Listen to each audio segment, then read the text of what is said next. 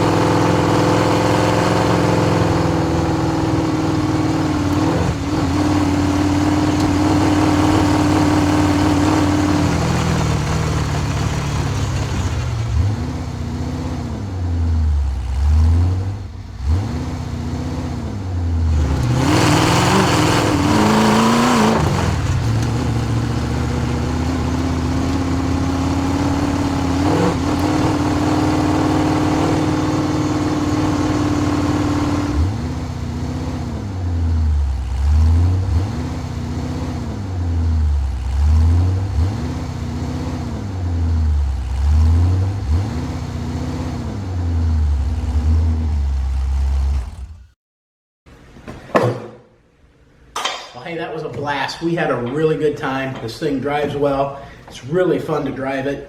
We didn't have any problems. So now it's time to start phase two. Time to start working on the body. If you're enjoying our videos, make sure you hit the like button, share us with your friends, and make sure you subscribe to our YouTube channel. Keep coming back, and until next time, cheers.